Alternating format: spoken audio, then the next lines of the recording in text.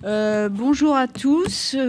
Effectivement, je vais vous restituer les points principaux des recommandations françaises sur le TIPS qui se sont tenues à Toulouse en juin. Et on a eu la chance, Patrick Ducamp et moi, de participer à ces recommandations en tant que représentant de la commission Hépato du CREG. Ah, ça va trop vite ce truc. Excusez-moi, il faut juste que je maîtrise... Voilà. Donc le TIPS, en fait, c'est un travail d'équipe qui fait intervenir à la fois un gastro-entérologue référent en hépato, un cardiologue, un radiologue interventionnel et un anesthésiste réanimateur, parce que c'est des dossiers qui doivent être discutés en concertation pluridisciplinaire. Donc il a été discuté lors de ces recommandations, est-ce que pour être centre de référence de TIPS, il y a un nombre de TIPS à faire par an? Donc en fait, ils n'ont pas retenu un chiffre précis parce que la politique française en hépato, c'est de développer le TIPS, donc il ne faut pas que ce soit un frein. Mais les études montrent que si... Alors attendez, le pointeur... Ah, en fait, ce n'est pas ce qu'on m'a dit. Hein, Attendez. Les études montrent que si on fait moins d'une fourchette de 10 à 19 TIPS, en fait, les complications post-TIPS, la mortalité de ces patients augmente.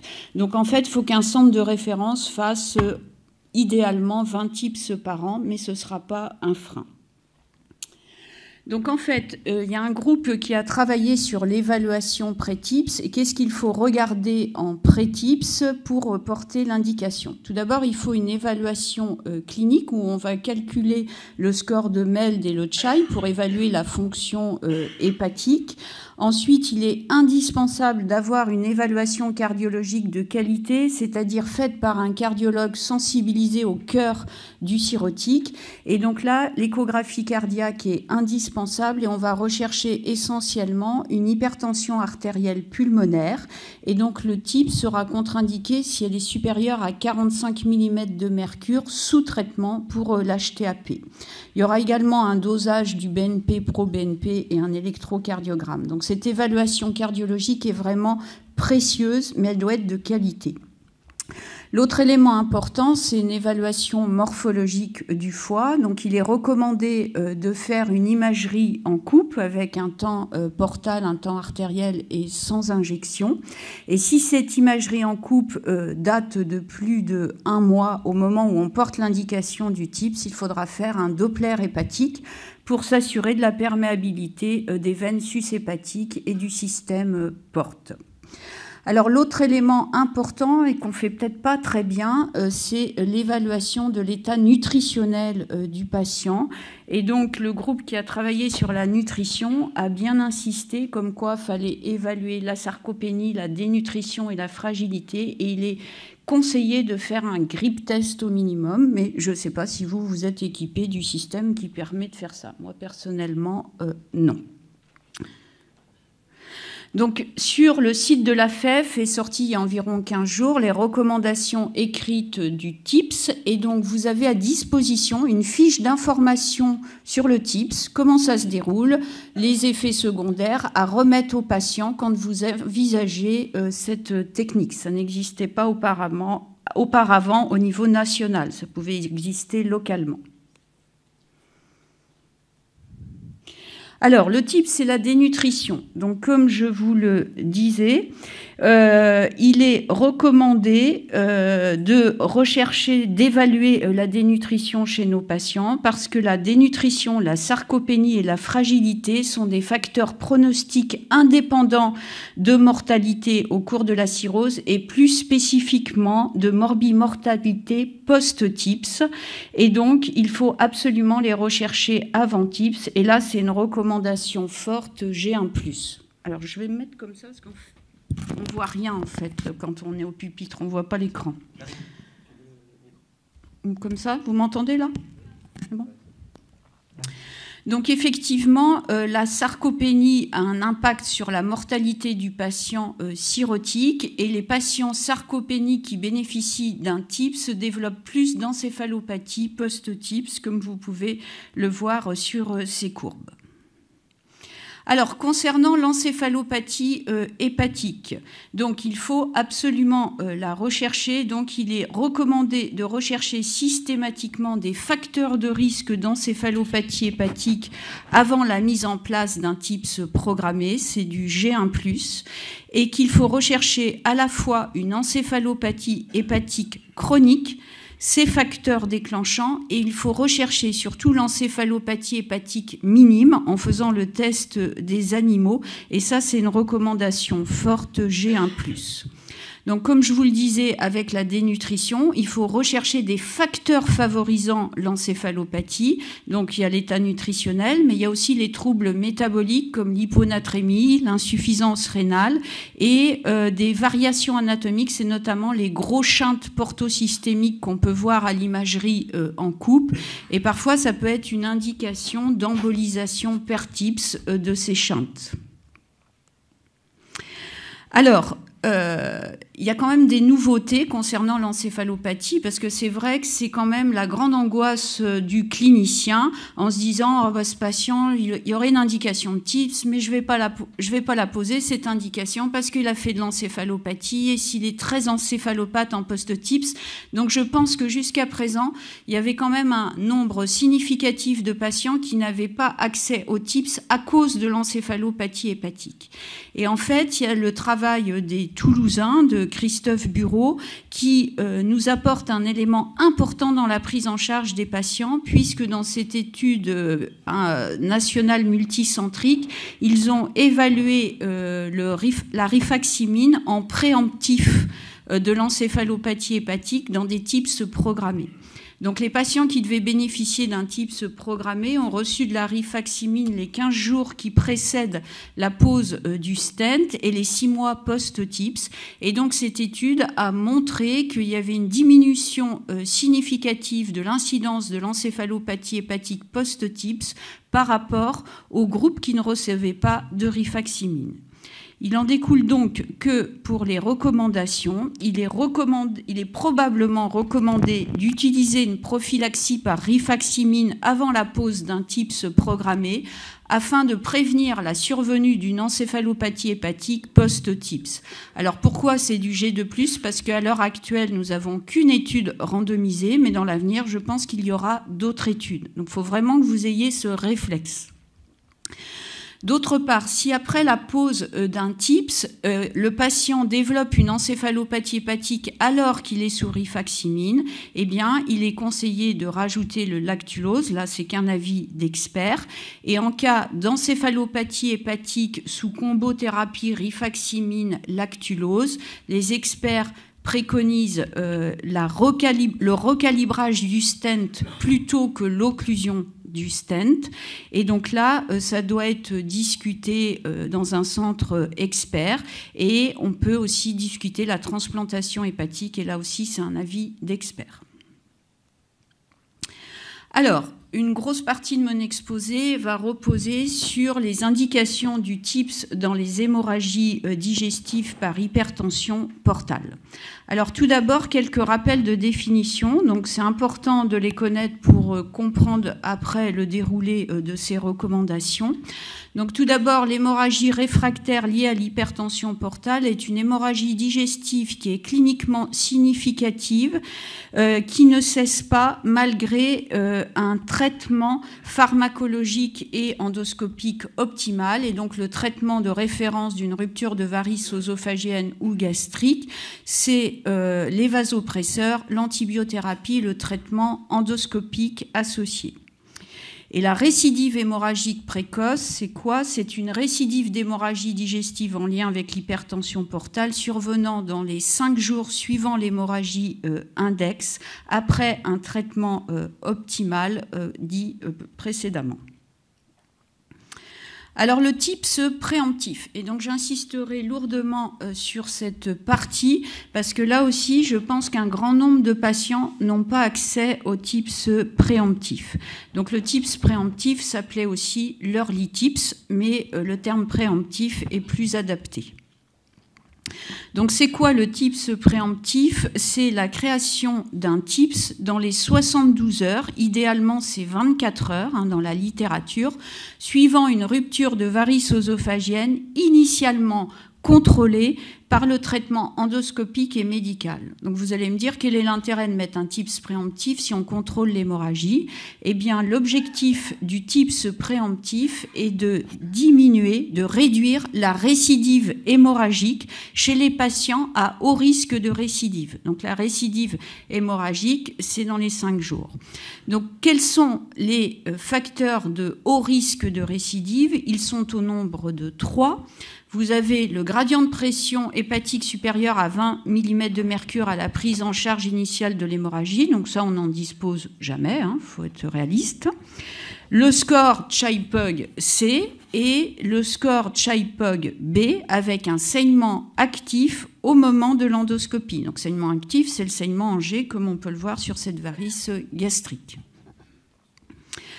Alors, c'est pas nouveau, cette notion de TIPS préemptif ou early TIPS, puisqu'on a l'indication du TIPS préemptif depuis 2010, suite au travail de Garcia-Pagan, qui avait montré dans cette étude randomisée que la mise en place d'un TIPS préemptif par rapport à un groupe qui avait que le traitement conventionnel permettait de diminuer la récidive hémorragique et d'améliorer la survie.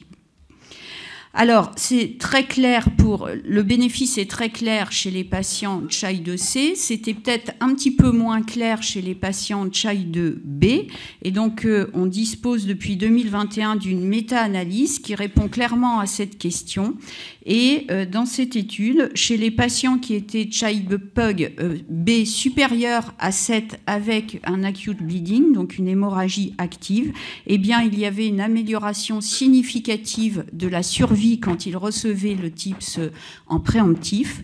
Par contre, chez les CHI-PUG 7 ou inférieurs à 7, donc les A, eh bien, il n'y avait pas de bénéfice en termes de survie. Alors l'autre élément important qui enfonce le clou et qui nous dit qu'il faut faire ce TIPS préemptif, 1, diminution de la récidive hémorragique, 2, amélioration de la survie, et cette méta-analyse d'Hélène Larue, toujours l'équipe de Toulouse, montre que ça diminue en plus l'incidence d'une nouvelle décompensation de la cirrhose. Donc ça n'a pas un impact que sur les varices. Alors, est-ce qu'il a sa place, le TIPS préemptif, dans les cirrhoses graves CHI-2C, notamment avec des taux de bilirubine, par exemple, supérieurs à 100 micromoles ou des TP très bas? Eh bien oui, on a l'étude de Deper qui montre que malgré la gravité de cette cirrhose, ça améliore la survie. Ensuite, chez les patients qui ont un acute chronique liver failure, donc c'est quand même des situations où les malades sont très graves, eh bien là aussi il y a la place du TIPS préemptif puisque ça diminue la récidive hémorragique, pas la survie, mais ça n'améliore pas la survie, mais ça diminue la récidive hémorragique. Et toujours dans le groupe de patients qui ont de l'encéphalopathie, donc notre angoisse, eh bien, Marika Rudler répond à la question dans cette méta-analyse. Les patients qui viennent pour une rupture de varices œsophagienne bien contrôlée, qui sont encéphalopathes à l'admission sur leur hémorragie digestive, eux aussi tirent bénéfice du TIPS préemptif, puisqu'il y a une amélioration de la survie, une diminution du risque de récidive hémorragique, et ce, malgré l'encéphalopathie hépatique à l'admission. Alors, est-ce qu'il y a des critères de futilité du TIPS préemptif? Et donc, à ce jour, il n'est pas mis en évidence de critères de futilité du TIPS préemptif concernant l'âge, le score de MELD ou la créatinémie. Et là, c'est qu'un avis d'expert car la littérature est très pauvre. Parce qu'il y a des papiers qui ont dit qu'après 65 ans, peut-être qu'il ne faut pas faire du TIPS. En fait, il n'y a pas de support scientifique qui permet de mettre un critère d'âge limite.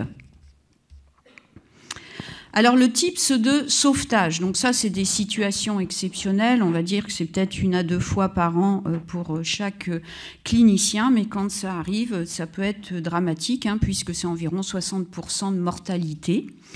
Donc en fait, en cas d'hémorragie réfractaire ou de récidive hémorragique précoce liée à l'hypertension portale, il est recommandé de discuter un TIPS de sauvetage en urgence afin d'améliorer la survie, et là c'est du G1+, et qu'il est probablement recommandé de proposer un traitement d'attente parce qu'on n'accède pas au TIPS en 1 heure, donc déjà il faut qu'il y ait une place dans le centre de référence, enfin voilà, donc parfois ça peut demander 24 heures, voire un petit peu plus pour avoir accès au TIPS, et donc en attendant, il faut faire un traitement d'attente pour que le patient puisse survivre, et donc il est probablement recommandé de soit refaire l'endoscopie quand c'est possible, ou alors de faire un tamponnement, et là, il est préférable d'utiliser la prothèse œsophagienne métallique auto-expansive, le stent de Danis, plutôt que la Blackmore, mais de toute façon, nous ne disposons plus de Blackmore, ou alors il en reste une dans un placard,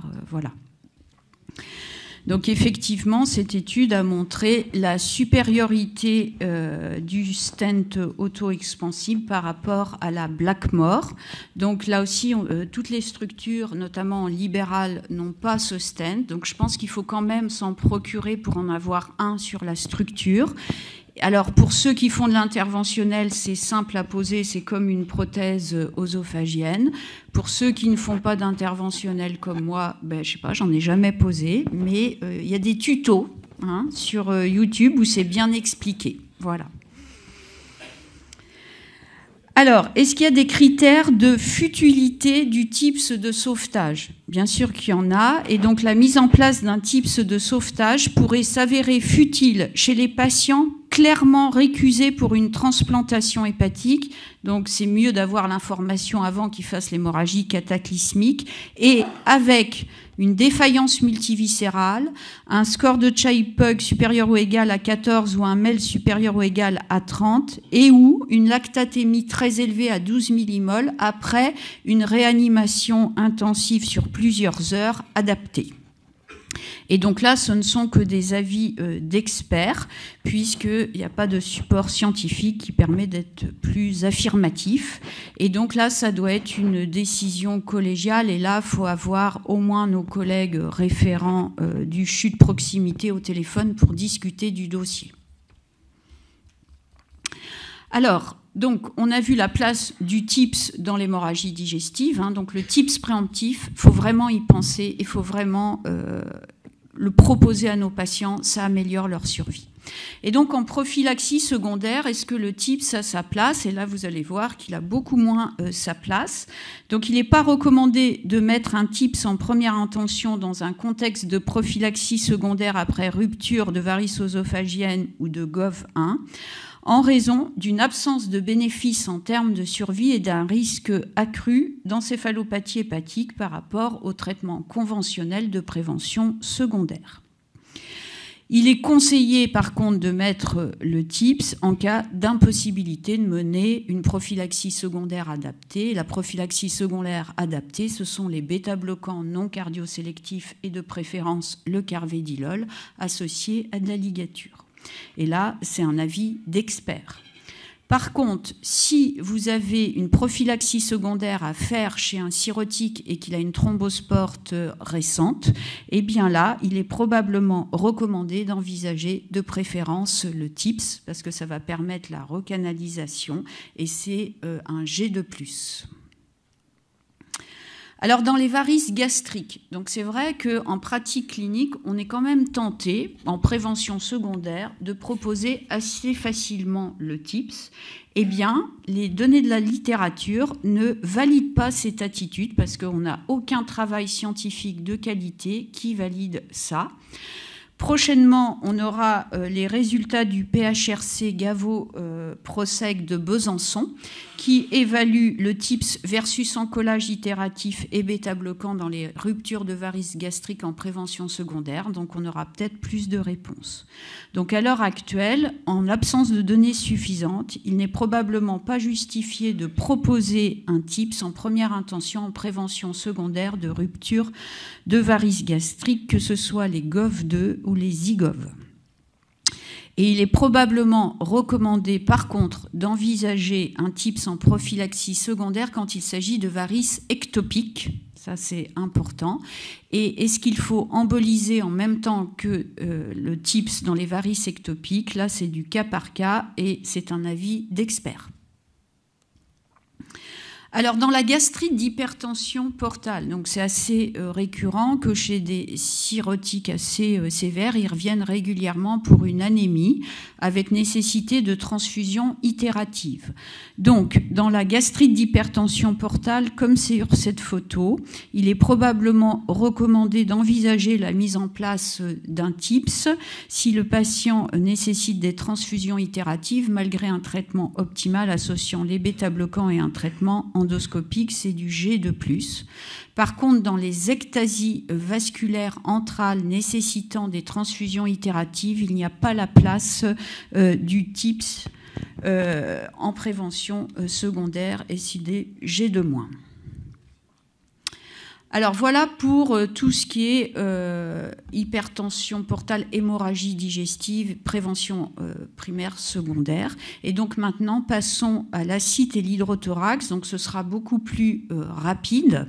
Donc des rappels de définition. Je ne vais pas rappeler les trois, mais je vais insister sur l'acide récidivante parce que c'est une notion plutôt nouvelle qui nous fait changer notre attitude. Et donc l'acide est dite récidivante lorsqu'elle nécessite au moins 3 ponctions sur les 12 mois. Donc, ce n'est pas beaucoup, 3 ponctions.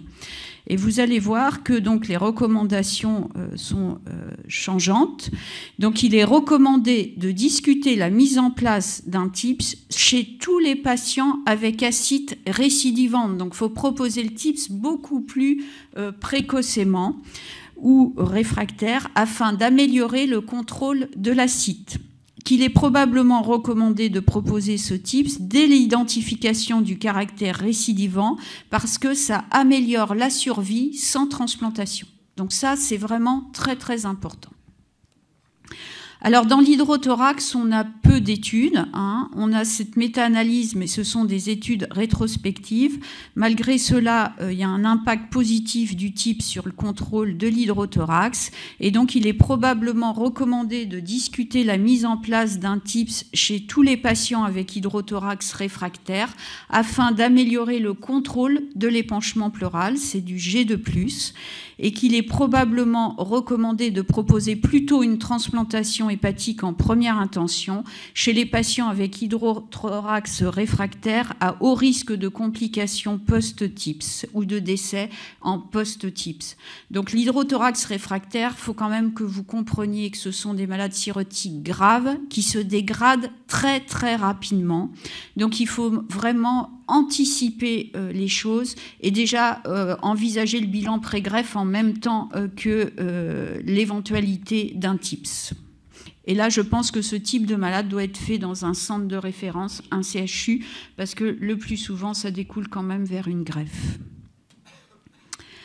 Alors, ça, c'est un sujet qui me tient à cœur parce que, sûrement que vous, c'est comme moi, je suis sollicitée très fréquemment par les anesthésistes de ma clinique qui voient des patients cirrhotiques en consultation et qui doivent avoir une chirurgie, notamment viscérale, extra-hépatique, et qui veulent que j'expertise le patient avant pour savoir si je donne mon feu vert à une chirurgie ou pas.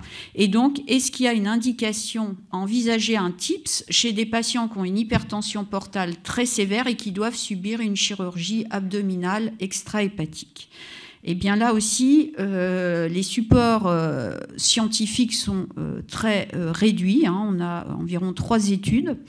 Donc ce qui est clairement démontré, c'est que l'hypertension portale chez le patient cirrhotique qui doit se faire opérer augmente la morbie et la mortalité, en lien avec quoi? Une décompensation acidique de la cirrhose, un risque hémorragique, un risque d'encéphalopathie hépatique post-opératoire.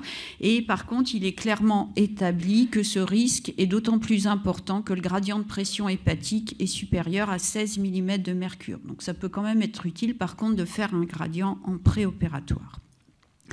Donc tous ces patients doivent bénéficier d'une évaluation pluridisciplinaire qui fait intervenir un hépatologue référent, le viscéral et l'anesthésiste réanimateur, bien sûr.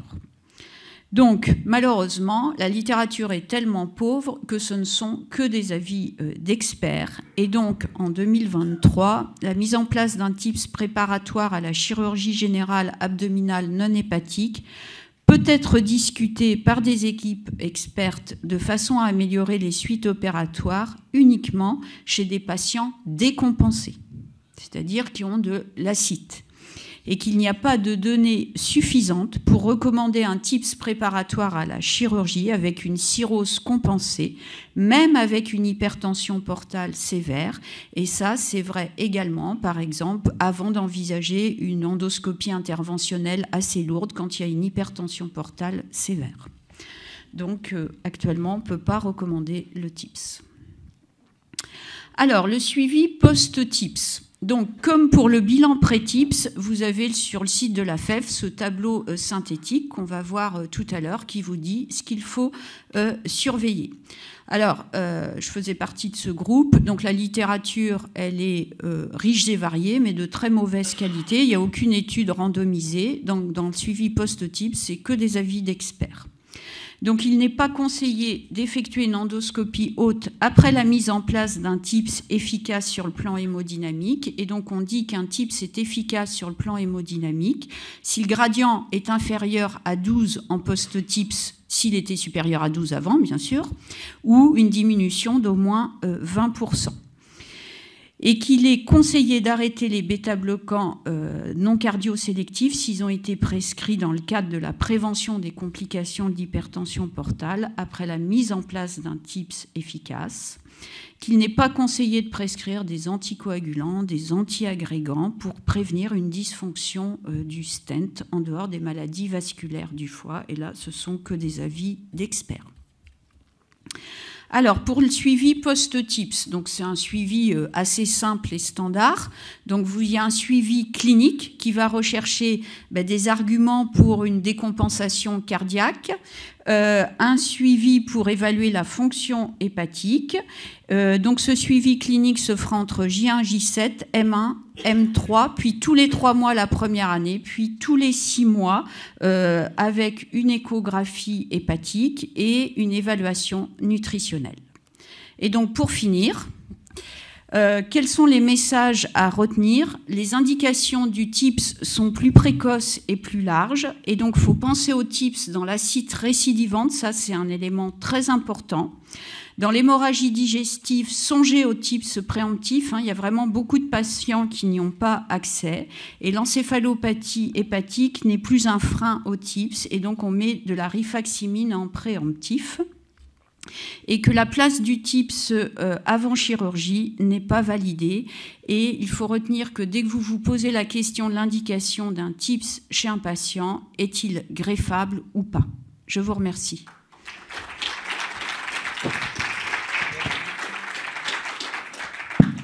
Merci beaucoup Karine pour ce superbe exposé. Ça donne envie de faire peut-être plus de tips que ce qu'on a l'habitude d'en faire. Et ça lève un peu certains freins qui n'étaient peut-être pas justifiés. On est peut-être un peu juste dans le timing, mais voilà, on va faire une question. Et Patrick, je t'en prie. Dans cette réunion, est-ce que vous avez fait un état des lieux? Parce que là, j'en parlais un petit peu avec mes collègues. En fonction des régions, c'est complètement différent. Dans les Alpes-Maritimes, on a beaucoup de chance. Mais est-ce qu'il y a un état des lieux? Parce que visiblement, on manque quand même d'accès aux TIPS. Donc oui, Christophe Bureau, il a fait un état des lieux. Donc c'est comme ça qu'on sait que, par exemple, il y a des régions où le nombre de types, c'est important. Par exemple, Bordeaux. Il m'a dit, mais non, Bordeaux, c'est en haut de la liste. Sauf qu'on a de grandes difficultés pour accéder aux types au CHU. Donc voilà. En fait, c'est un nombre de stents posés. Il peut avoir l'information que sur ça. Alors après, si, par exemple, un patient, on reprend le TIPS parce qu'il y a une dysfonction, on remet un autre stent, c'est toujours le même patient. Il peut avoir l'information que comme ça. Juste commentaire. Je peux faire un commentaire. Car c'est exactement ça. On parlait ça la semaine dernière, on en parlait. Et s'il y a un endroit où on peut en parler, c'est l'accessibilité aux TIPS dans le privé. Oui. Mon idée, mon topo, c'était le maillage dans le privé. Alors il a fallu tourner 10 fois ma langue dans ma bouche pour être politiquement correct et dire est-ce qu'il faut libérer ça dans le privé. Et il faut savoir qu'il y a 54 centres en France qui posent des TIPS, la quasi-totalité dans le public, très peu dans le privé. Christophe avait fixé un truc sur l'étude américaine, à peu près 20 tips par an pour être efficient et pas faire trop de bêtises. La moitié des centres en France ne posent pas 20 tips. Nous, on est à 30 à peu près dans le privé. La plupart n'en posent pas 20. Donc, on ne peut pas, dans les recommandations, il n'y a pas eu de chiffres. Parce que sinon, tu enlèves la moitié des centres. Tu enlèves la moitié des centres. Tu enlèves la moitié des centres. Il y a 200 000 cirrhotiques en France. Il y a à peu près 30% à 40% de décompensés, ce qui fait un chiffre, et 16 000 à 20 000 décès par an pour ça. Ce que tu as montré, c'est le TIPS préemptif, on va s'attarder 10 secondes là-dessus, c'est une recommandation forte, il faut la connaître. Sauf que le seul problème, c'est qu'il n'y a pas d'accès pour ça. Le TIPS préemptif, si tu ne fais pas ça, c'est une recommandation. L'étude Choc, qui date d'un bon nombre d'années, que tu connais bien évidemment, c'était dans les centres à peu près 70% des patients qui devaient bénéficier du TIPS préemptif, 7% dans les CHG, 9% dans le public CHU, ce qui veut dire que là, on pénalisait, voilà, de 70 on tombe à 9. Et ça, c'était il y a quelques années. Donc, on a un vrai problème là-dessus. Alors, est-ce que tous les centres doivent se mettre à mettre des tips? Non. Est-ce qu'il faut un maillage avec un centre de CHU où tu puisses communiquer correctement? Je rappelle, le tips préemptif, c'est 72 heures. Après, on ne sait pas ce qu'on fait. Le malade, on ne sait pas si on ne le pénalise pas. Voilà, il n'a pas de bénéfice sur la survie et peut-être voire même on l'aggrave sur la morbimortalité.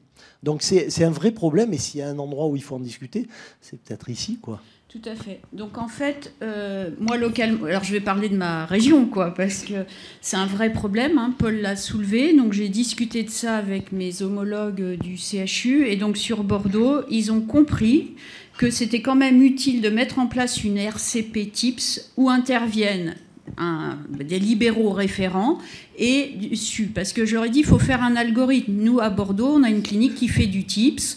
Et je pense qu'un grand nombre de patients peuvent être faits sur la clinique. L'acide réfractaire, s'il n'y a pas de projet de greffe hépatique et tout ça, c'est le patient typique. Le TIPS préemptif, s'il est stable, il peut avoir son TIPS en libéral. Donc ils ont pris conscience de ça. Donc en fait, il faudrait qu'on essaie de mettre, peut-être au niveau national dans chaque région, une RCP TIPS, mais mix libéral CHU, pour que ceux qui gèrent ces malades en libéral puissent être à cette RCP. Et donc sur Bordeaux, on essaie de mettre ça en place pour le début d'année 2024. Donc il y a vraiment un travail loco-régional à faire dans chaque région pour augmenter l'accès des patients aux TIPS et dans le délai imparti qui est 72 heures maximum. Bertrand. Juste une petite remarque, bravo Karine. Pour la rifaximine, il y a un message qui va bientôt être diffusé. Il faut faire attention aux prescriptions de rifaximine. Plus de 50% sont faites hors indication, notamment dans les maladies digestives. Et donc le risque, c'est le déremboursement. Il faut laisser les indications de la rifaximine telles qu'elles sont pour l'instant pour éviter ce genre d'inconvénients. Oui, c'est une excellente remarque de Bertrand. Donc, ça a été communiqué à la FEF, puis au dernier CA de la SNFGE. Donc, on est menacé de ne plus avoir le remboursement de la rifaximine parce que les indications ne sont pas respectées. Et on a découvert, parce que quand on ne fait pas trop de fonctionnel, que certains d'entre nous en prescrivent dans l'intestin irritable, sauf que ce n'est pas l'AMM. Et donc ça, c'est évalué comme quoi c'est une mauvaise prescription. On pense que c'est les hépatologues qui ne l'ont pas prescrit en deuxième intention. Donc il faut être très vigilant, sinon on risque de ne plus avoir accès à la rifaximine. Et depuis un mois, elle est en délivrance en ville. Hein. Combien il faut citer d'animaux dans le test? 20. En combien de temps? 2 minutes. Vous essayerez le 1er janvier. Merci beaucoup. Salut. Merci Karine.